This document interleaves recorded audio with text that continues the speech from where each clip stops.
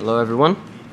Now we will hear about digital twins, solving a puzzle for fleet management by Jani Kovacs. Hi everyone, and welcome everyone at my presentation about how, according to my hope at least, the digital twins will solve some trouble for the fleet management, especially in the cybersecurity domain. First, if I may ask, can we greet anyone from the automotive industry here? Hi. Cool. I'm going to make my presentation in a way that, according to my hope, will be enjoyable for the ones who are getting familiarized with the automotive industry, but also I will aiming for provide some practical insight for the ones who are in the domain at the moment. So, let me introduce myself. I'm Jani Kovacs. I'm from the southern suburbia of Budapest, and I'm proud to be married to a wonderful woman, and I have two beautiful and brilliant daughters who are making the life of the grandparents more interesting at the moment. And I also happen to be a cybersecurity enthusiast. I spent more than a decade in the automotive industry. And that means that when I'm not working in automotive cybersecurity, I kind of tinkering with how to make automotive cybersecurity funkier. And this is why I, beside being a consultant and a risk analyst at Cymotive, also teach about embedded cybersecurity at Óbuda University. And I'm the member of the ASRG Vulnerability Management Technical Committee. Also, I have a tool, it's a tool for education and also a game. I will introduce it later, which is about teaching some practical hands-on stuff about automotive cybersecurity. And yeah, that's all about me. And I represent here Cymotive Technologies. Cymotive Technologies was founded in 2016 by the former leadership of the Israeli National Security Services, and we are the selected cybersecurity partner of Volkswagen Group. And also we have been so privileged to contribute in the success of the cybersecurity programs of other global participators of the automotive landscape. So we are really proud to be among the few who are capable of providing end-to-end cybersecurity life services throughout the life cycle. So from the risk analysis until the testing and even during the management. This is how my speech comes into the picture, because we are focusing on fleet management and digital twins now. So, as I saw, the proportion of the automotive professionals makes it, I think, practical, interesting stuff to give some insights about the status of automotive cybersecurity. This will be the first part of my presentation.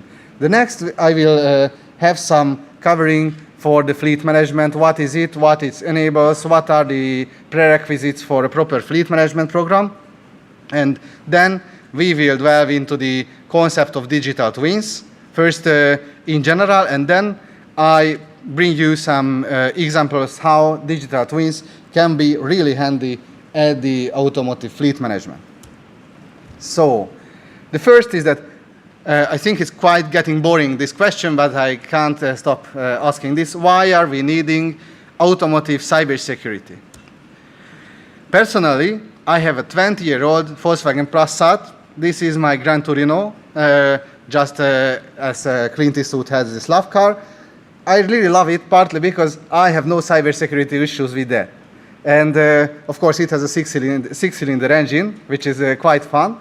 But I'm also particularly grateful for the automotive industry that they make connected and very, very comfortable cars that will give us cybersecurity people bread now and even tomorrow and even the day after tomorrow. So the thing is that the comfort and the connectivity of the vehicles have a lot of really, really big advantages. But also, if we get some hinderous way of thinking, just as we, the cybersecurity people, do, then we also have some quite adversary ideas for all of these benefits. Like, for example, who out of you had some ideas that, okay, we have the infotainment, we get the connection to the mobile phones. But now, if we connect the mobile phone to the vehicles, we just import the mobile malwares to the vehicle ecosystem. So yeah, bummer. But also, self-driving was kind of a buzzword lately, in the past decade, I shall say so. And if we think about self-driving, it's practically you just hand over the steering wheel with any other people who you never met. And you just sit in the car, your family sit in the car, and the algorithm is just the manifestation of the thinking for some automotive engineering team. And basically, it's a matter of trust, just as any other things. But you need a big level of trust to hand over the steering wheel to someone you never met before. And also the remote update makes you think maybe that, okay, we have the remote update, I have a new update, I push the update now button, I don't turn down the ignition maybe until the update goes on, and then what happens? Who knows? Maybe there is some funky new feature. Maybe there is some funky new feature that spies on me and I will never notice it. So the automotive industry made some very, very big challenge for the cybersecurity professionals. And we are still a bit fell behind the schedule, but we are getting the rhythm and we are getting there. But what do we need for cybersecurity in the vehicles? What do we need to securing the vehicle fleet? The first is that we need to know our product. And as I think the majority of you have ever dealt with software development, so I think it's quite strange, but the first challenge is you need to know your product. And knowing your product can be very obvious at first sight, but still, you might be surprised at how complex the automotive products can be. Because there are a lot of electronic control units in the following ECUs in the vehicles. And these ECUs execute one or multiple cores, one or multiple software entities. And these software entities are consisting from multiple software components, and these components are produced by different vendors. And the hardware layer consists of multiple microcontrollers, and these microcontrollers have their own issues, own errata documents, and you need to keep everything in place. So that's kind of challenging. Starting with the functions. You thought that, okay, automotive manufacturer, aware of all the functions my vehicle has. I think there are really few people who can, at a first glance, tell that what are the functions, like the entirety of the functions that the vehicles are provided. There might be even functions that the OEMs, the vehicle manufacturers, are not aware, because these are just some functions that were used only for the suppliers and by the suppliers, because, for example, manufacturing, because it's turned down, but it's still in the product, it can be activated. And no one might be aware of it. So there is a lot of function under the radar, or there could be. Also, the architecture is something that is most probably very visible for you, at least at the level of your own product. But if you think about the head of the suppliers, thinking with the heads of the suppliers, then you might not be aware that what is the underlying architecture. What are the interfaces under the chassis? What are the interfaces under the casing of the ECU? What are the composition of the microcontroller in details? What will be the target environment your products will operate in? Like, okay, you are tier 1, and you say that, okay, I need to do something with an interface that makes possible remote steering. But how can I secure this interface if I am the tier 1? It means that I only provide the controller. Can I tell that what will be the environment? Does the environment has a gateway, for example, to keeping the bad guys out who are away from the vehicle? Am I able to do that? I need to ask, I need to communicate, and the communication is the key, like I used to say. But still, even if there is a security gateway and the security gateway doesn't function properly, then you cannot be certain about the environment constraints. Also the components. There is a very good anecdote. First, I heard about a guy who worked for a company who happened to supply electrical control units to vehicle manufacturers. And there was an errata document of a microcontroller manufacturer, and this errata document said that, okay, I know that you use the JTAG debugger protection. Okay, we provide you debug if use, that if you disable, that will restrict completely the JTAG. But guys, there is a problem. We had a batch, and this batch is out there. We already shipped it to you, maybe not. And even with this batch, even if you activate this if use, it won't work. Okay, so the problem is that can you tell the exposure of your product? How can you tell if you haven't paid the attention to store the serial number, the unique serial number of each microcontroller? And then you might be able to tell that where it was produced and when it was produced. If you have this information, you can tell first glance that we are involved or we are not impacted by this vulnerability. If not, then you do the risk analysis and you start to pray to the machine god. So that's a funky situation. This is why you need to know your product. And it's way harder than you might imagine. But hey, okay, you know the product. You never reached the goal yet. But you just have the establishment. After that, you proceed for the risk analysis. And I must tell you, risk analysis is quite easy. When you know the product, you must be able to tell that what are the risks, because you are able to tell what are the assets. You are able to tell what are the attack paths that your assets can be reached, and what is the problem that can be caused if those assets, the cybersecurity properties of those assets are harmed. This is not so different in the automotive industry than in the industrial control systems or in the medical devices. So from this point, I think the specifications of the automotive industry almost stops in the development. But in the later phase, you need to know that what is your influence to the product. In the development, you need to define the safeguards.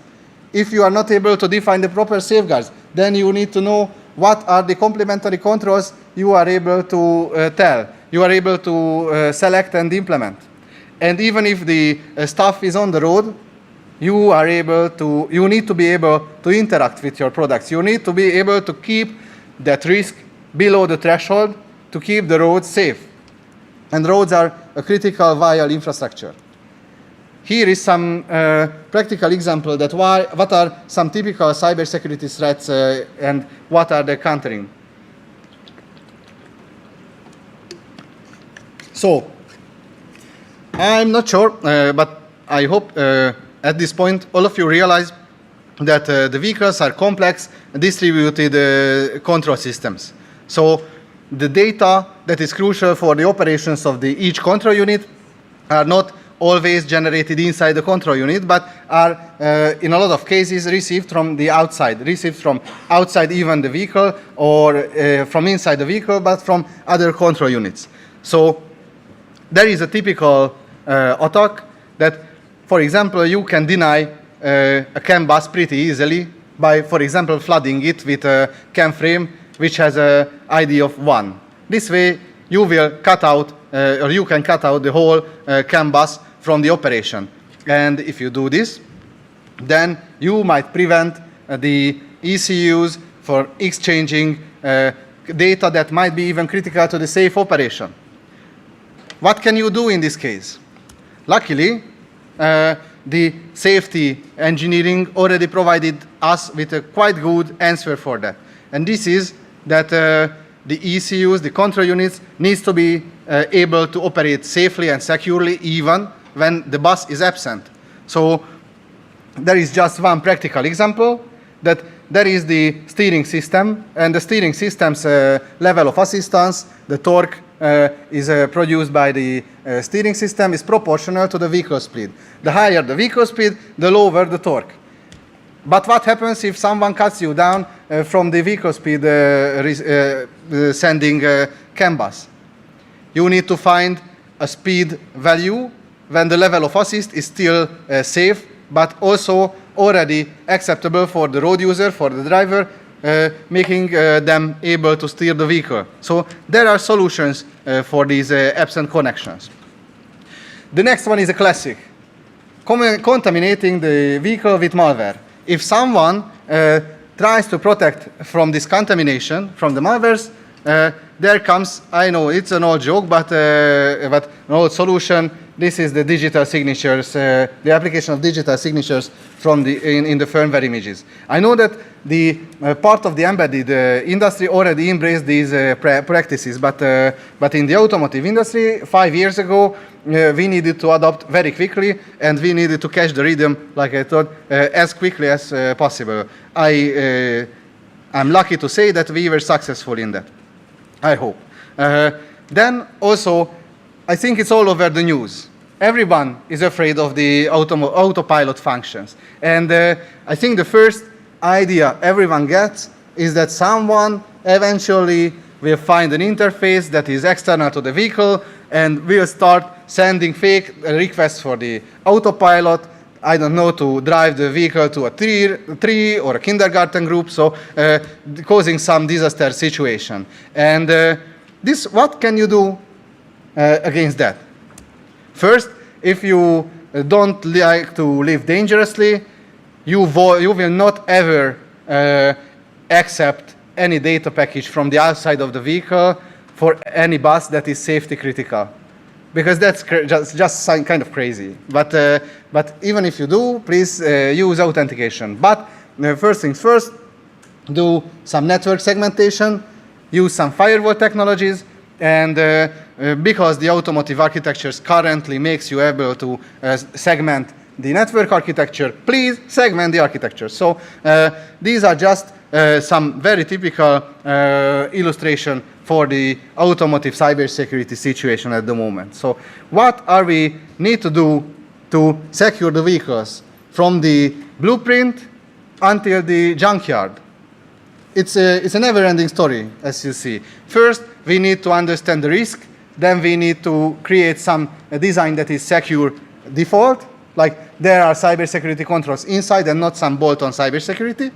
And then we need to do the verification and the validation, other words, security testing, also not just functional testing, but PT, to ensure that the security controls we use are in place and functions as intended. Then the next one is the production, because all we have until the end of development is a secure blueprint. But we are not going to drive blueprints on the road, right? So we need to have actual secure vehicles, and the vehicles are realized in the assembly lines. So we need to do some secure product configuration, and we also need to ensure that the supply chain security is intact. Not just during the production, but it's a good idea to put emphasis to the production, I think. The next is a multiple decade story, and that's about the operation. And this is, I think, what makes the automotive industry also very special, that during the operation, we need to cover a multiple decade life cycle. So it's not like, I don't know, 2, 3, 5 years, but it's a decade, for example, just for the minimum period that is required by law in certain regions. So operating a cyber physical system for 10 years that is on the road is quite tricky in itself. But imagine that you do not even own these systems. The drivers are owning these systems. And who is liable for the cyber security of those systems? You, as the manufacturers. So kind of a messed up situation. And it puts us in a hard position sometimes. Also because the incentive sometimes even is at the side of the drivers. For example, if I happen to implement a solution that I decide to be a premium solution, like BMW's heated steering wheels, then the road users, the drivers, the car owners will be interested in hacking the devices that are with there with them, their places, is their property. So I need to do some really serious anti-piracy solution to protect other people's assets, because if I don't do it, I will be punished by the law. Very, very fair. But this is how we like to live. So first, I need to do monitoring. I need to be aware that what happens with our products. This is what my presentation today is all about. The next is that I need to collect these feedback throughout the customer feedbacks. That's very important. If they experience something that seems to be funky, then make them report to us. Okay, it will not happen 99% of the time, and rather remnant 1% will be fake positive. But still, we tried. It's not enough. We need also threat intelligence, active threat intelligence for the open and closed source type of intelligence sources. And also, I need to monitor the vehicles. If I am a vehicle manufacturer, an OEM, I have an easier job because I have the real-time connection, or I can have the real-time connection. If I'm the tier 1 or the tier 2, like supplier in the supply chain, I have a very bad time getting this real-time data because I don't necessarily have the access to the vehicle, because the vehicle is in the OEM responsibility. But okay, I have the information. I even monitor the vulnerability databases. What's next? I need to provide patches. And if I provide the patches, I might be able to keep the cybersecurity risk below the threshold. And even when the stuff is in the junkyard, is my work done? I hope yes, but in general, the intellectual property that is inside the product, that is stored by the product, the personal information that might be stored on the product, is still can be a valuable asset. If any of you read the CISSP material, there is the term dumpster diving. And it means that someone just dive in a dumpster looking for valuable information that is thrown away. And this can be the case with the junkyards in the future, because in the junkyard there might be personal information, there might be intellectual property about the vehicles. If you want to exploit vulnerability, if you want to develop an exploit that can, for example, take down vehicles, you go to the junkyard, you are able to buy multiple specimens for your tests, and then you can develop your exploit. So it's a very, very tempting target. Therefore, the vehicles needs to be secure even in the junkyard. What is it needed for securing the automotive industry then? First, we need a secure infrastructure in the IT. We need to develop stuff in secure environment, of course. Nothing big surprise.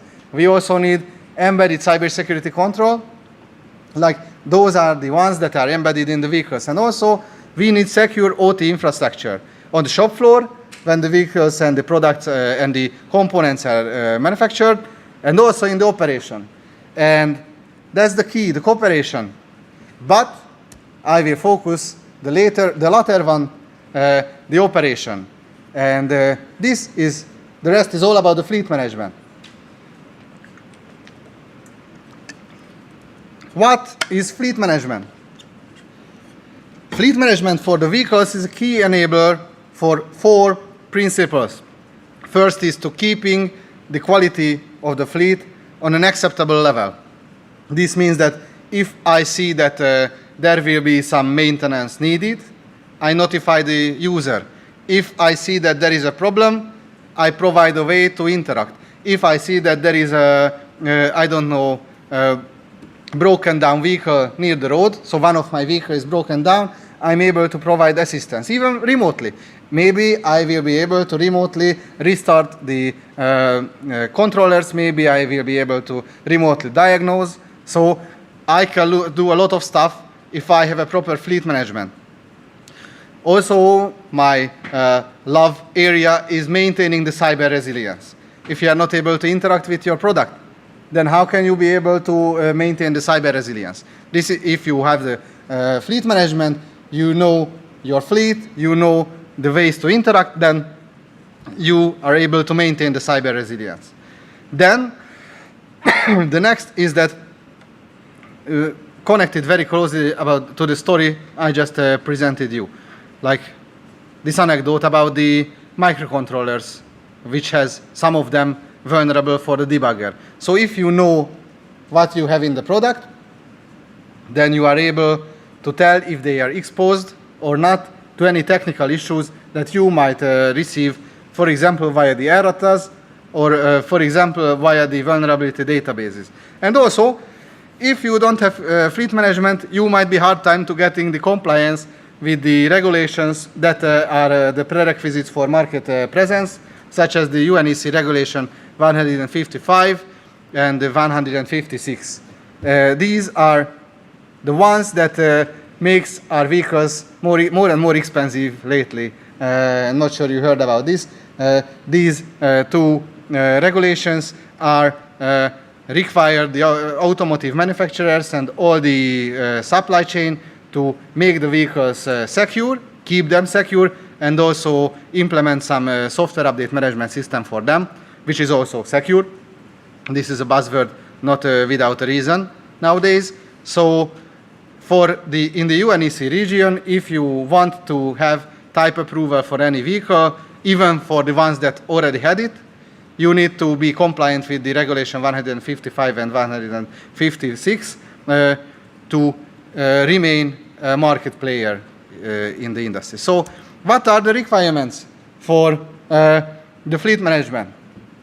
The first is that you need to know what you have.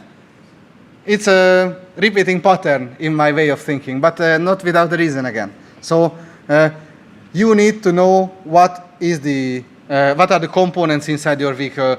This is the software bill of materials, the same that was mentioned in the previous presentation. So it's also important here in the automotive industry. What are the software components are used? What are the open source and commercial software components? What are the internal software components? Everything which I can have any vulnerability information. Because if I know what I have, I can see if I'm exposed or not to any vulnerability in those databases. I need to know the versions of these components because there are vulnerabilities that are present from certain versions. So for this exposure, I need to tell that what is their versions. And I also, the same applies for the hardware. Because as I just mentioned, there can be situations when the hardware can be vulnerable too. Also, the next one is that you need to know what happens to your stuff. Like, what are the diagnostic transactions that are carried out? Who are doing those diagnostic transactions if possible? What are the usage patterns? Is there a consecutive amount of failed authentications? That might raise a flag, of course. I think it's not a surprise for the IT veterans. But for us, in the embedded industry, we needed to redefine it from ground zero. Is there any software updates? Is there any particular critical API usage? Like the usage of any critical API? What are the usage patterns? What are the mileage? Of course, as a seasoned second-hand vehicle buyers, we are particularly familiar with the mileage stuff, like the messing around with the odometer. And yeah, the cybersecurity revolution has a very good side effect that this mileage mess around will be or can be the matter of the past, hopefully. So you need to know that what happens to your product. Maybe, I think, you have other ideas that what can be monitored in the vehicle. And if you have, and you want, you can tell even now, or you can approach me later. And then the third pillar is you need to be able to interact with your product. If you just tell that there is someone beaten to death on the streets, that's still not enough to be a good man. You need to interact. You need to save them. It's the same with the vehicles. So you have to be able to set up a vehicle vulnerability management program. You need to have a concept how to roll out a security patch. you need to do these software update campaigns. And you also need to have, or at least create some user awareness that what is the benefit for the user to accepting the software updates. Because sometimes, let's just be honest, even with the iPhone, an update can be a pain in the ass. So you can imagine what happens when the same is done with the vehicles. So user awareness is also something that can be done, maybe with some brand agnostic way. What are the pillars for the fleet management then? The asset inventory. If we have the asset inventory and this asset inventory is implemented properly, then we are able to tell what's in our product. We need to have the continuous monitoring. With this continuous monitoring, we are able to tell what happens to our product. And with the FOTA and the service network, we can have these required interactions to our vehicle fleet. So if I need to solve something, I have the means for that. I can push out the remote update, or I can do the update via recall. Recall is a really, really bad word in the automotive industry, trust me. But this stuff can be done, and I have means to push out security patches. And there is one thing that is almost pro bono, or almost for the road user. We have the ability to do some continuous improvement. We are able to monitor the usage patterns, and it's not done like some big brotherish way, but really for the sake of the road users. And then if we see that, okay, some service is used more frequently, then I shall reprioritize the development activities to make that API more efficient, even providing more benefit to the road user, and so on and so on. So that's one thing. The other is the vulnerability management. If I have the ability to patch something, this way I can develop the patch and I can roll it out. So that's about fleet management, and I couldn't resist to put this picture in when speaking about digital twins. But I promise that the presentation will be much friendlier than the T1000. But what are the digital twins for in general? Imagine that you have some digital database that reflects your current state, reflects your body situation, your financial situation, your professional situation, your social situation. It has even some key indicators that will make you able to tell if you are going to fall sick, if you are going to fall in love, if you are going to be crazy. Because, for example, I'm not sure what happens with you, but there are some cases when there is some pressure building inside me, and my wife can assure that this is true. The pressure is building, a bam, I'm totally crazy. But what could happen if I would have this indicator and I would say that this will happen? Maybe I could calm myself down. Maybe I can deal with this situation. And also, there is some other advantage that maybe you will have a burnout. And these burnouts has markers. And these markers will be detected, and then you will say, hey, please modify something in the course of your life, because otherwise you will feel sick, and whatever, you can imagine the rest. So this is the key concept of digital twins. Creating a digital copy from objects in the world, and this data that is managed by the digital twins can be used for predicting. And not just predicting. Predicting is that the second benefit. The first benefit is just to see what happens with the products out in the world.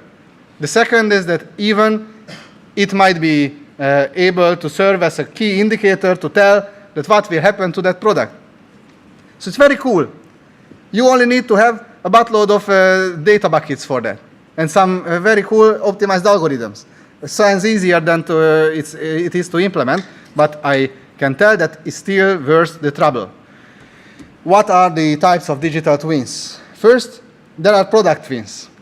Product twins can be the ones about vehicles or components tell you what are the software flashed inside, what is the security state, what is the history for the usage of the APIs, what is the current load, what is the wear out situation for certain components, and so on and so on.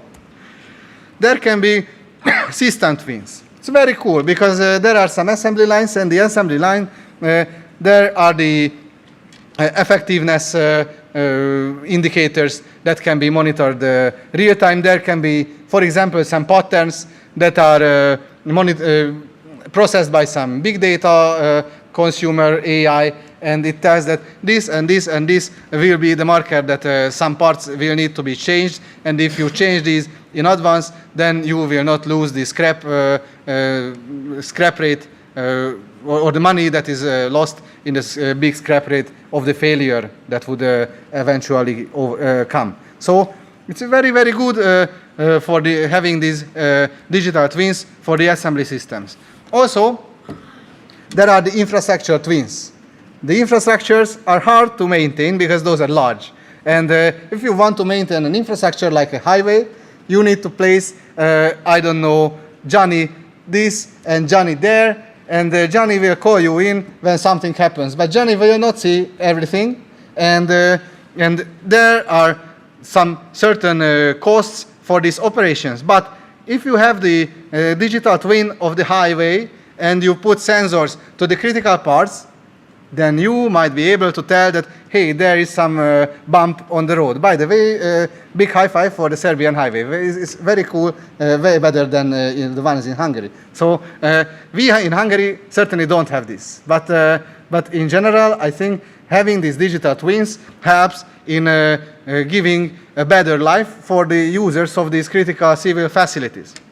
And also, remember what I told you, that there are these indicators inside you that will tell you that you are going to be angry, you are going to vote for this political party, or you are going to fall in love. Well, Meta has this engine. So this is what is done for the customers. And this is the digital twins for the customers. And it's very, very effective nowadays. But let's focus on the product twins. And I won't lose any time to delve into the practical examples of the automotive industry. And here is some very theoretical, very fictional, but I think also practical example. Here we can see that what you have aspect for the vehicle digital twins. Here we have an ABS digital twin. That is the ABS module, the anti-blocking system module. This anti-blocking system has an ECU. This ECU is called ABS2. The project's name is Simotive, whatever, and the other part is the bill of material part of the ECU. Again, it's very, very oversimplified, but the purpose is the demonstration. Here we have the electronic components, the microcontroller. The microcontroller is produced by Infineo. No place for advertising, but this is just an example. And the next one is the other electronic components. We can place any components that we consider cybersecurity critical. By the way, the NXP TJ115 CAN transmitter is very, very cool because it has an inbuilt firewall capability. For example, prohibiting any ECU to transmit gibberish or malicious data because they are filtered by the IDs. So even if the ECU is contaminated by a malware, and the malware will say that, please ECU, pretend that you are this other ECU, it won't happen because the ID of that CAN message will be filtered out even at the moment of the transmission. So I think it's very cool. And the next parts are the firmware parts. What is the general version of the firmware image, firmware package? What are the images or the libraries that are used there? Even the libraries are completely fictional, so please don't take it as granted. But the main point is that I have the what I have aspect pretty well covered here. And on the other hand, I have the what happens to your stuff aspect. And in this what happens to your stuff aspect, I can have 4 diagnostic transaction log samples here. The first one is when the client, the diagnostic tool, a diagnostic tool out there in the wild, requested to authenticate itself. The next one, when the authentication was successful. We can even see that the security level is changed from 1 to 3. The third row is that there is a request for download a new firmware. That new firmware is downloaded, and that is also successful. Then I can see that this firmware update has happened. The request was responded with a positive message, and it was even said that now the new version is version 2.2. Then, if I read these logs properly, I might be able to tell that now I should update the what you have aspect. And in this what you have aspect, you can see that now it's updated from v2.1 to v2.2. Nothing special, nothing biggie, but still it's very handy. In this case, the point is not just, okay, I did it with one vehicle, but the point is that we are able to do it with the whole fleet. Millions of vehicles, literally. Millions of vehicles means 100 millions of control units. And this is big data indeed. And this is a really various data. So having these digital twins, having the integration of the monitoring to the fleet management via the concept of digital twins is very handy, because it will be a database that can be queried, and it's also a big first step in the management of or the implementation of a successful vulnerability program. The next one reflects only the what happens to your product. And it's the same logs, but with the same, but with a different aspect. You can see that now the key is the diagnostic security level. The diagnostic security level means the set of permissions that are granted at the current model, at the current moment by the vehicle, by the ECU actually. So now the first two log messages will be the interesting ones. And I can see that now the result is that the security level will increase to 3. And I just update it. Okay, it might even sound lame that why this guy came here to tell that, okay, I'm able to update the database based on one event. But the point is that we can ask these questions in case something changed. Was this change initiated by us? We can have, we should have so-called bilateral traceability between the system and between the vehicle. Like every change should be bound with some request in the database, like in the main software update infrastructure. And if I cannot see that, for example, an authentication, or for example, the entire software change can be traced back to the software update infrastructure, we cannot certainly say that it was initiated by us. And if it wasn't initiated by us, then who initiated this? If not, then we need to start the incident management program. And we need to do the initiation of the incident response.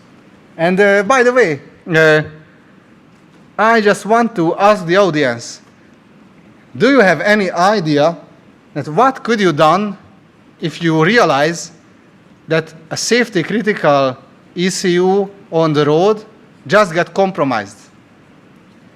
Do you have any idea that what can be done in that case? You sell your stocks. Yeah, it's very, very logical. This was my first idea initially, yeah. But there was a trick by asking this question, because I also don't have. By just turning down the system, That means that if we are speaking about a brake ECU, then you won't have brake. So if you just do what you would otherwise done with I don't know, like some traditional IT system, okay, my system got compromised, I try to encapsulate the shit and decouple everything from the network. It's not always a solution, because these are keeping the vehicle alive, or the road user alive, and the neighboring subjects alive. So turning down a safety critical system is not always a possibility. You can raise a flag, but this flag might be raised by a system that is compromised itself. So are you able to believe to a system that we already know that is compromised? Can we put it to a safe state? Maybe yes, but this safe state will be carried out by a system that is already compromised. It's very hard to tell. Notification to the road user by out-of-band channels. Good idea. Will the road user give a shit? Maybe. This is why awareness is important. But it's still not a comprehensive answer. And I know that it's not a comprehensive answer. In the traditional industrial control systems, as I know, please correct me if I'm wrong, if there are industrial control system experts out there, there is the safety instrumented system concept, that even when you have the connected ecosystem, you have a redundant system which is decoupled already from the other systems, which is basically air-gapped, or kind of. And if there is a compromise in the primary system, then the safety instrumented system can take over. So this way, we could turn down the compromised safety critical systems in the vehicle. But if it's not there, and most probably not there, then it's something that we still need to solve together. So that's what we can do with the cybersecurity aspect of the digital twins. And I'm afraid that I should put this slide prior, because after the previous thoughts, this might be too lightweight. But also we can use the digital twins to do some usage statistics. Like I told you, what are the usage statistics of the resources in the system?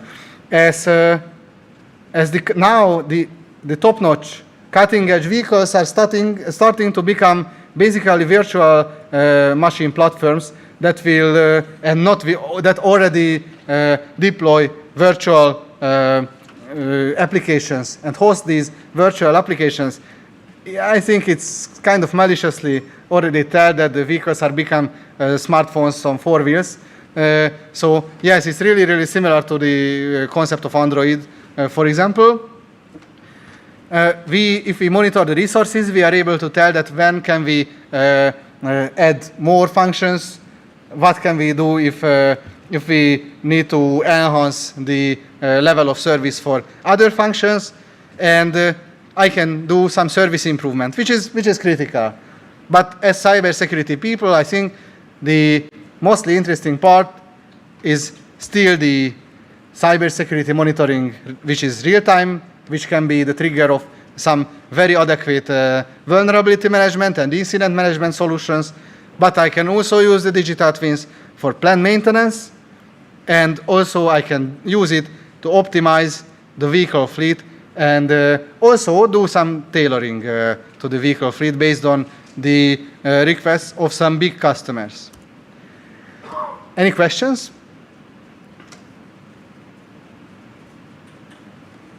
If not, or if even yes, I just want to tell some more words about the Dimitri project. The Dimitri project is a game I developed for the university lecture I have at Hungary. And it's done for the mess around with the diagnostic and calibration protocols of the automotive ECUs. It's free, it's open source, it's out there. If you want to play around with it, I strongly encourage everyone to do it. Even it has a story mode, so can be fun. As according to the experience of my students, it's lasting one bottle of Jägermeister lasting experience. So you drink one Jägermeister and solve one stage and move on. Yeah, but back then, any questions?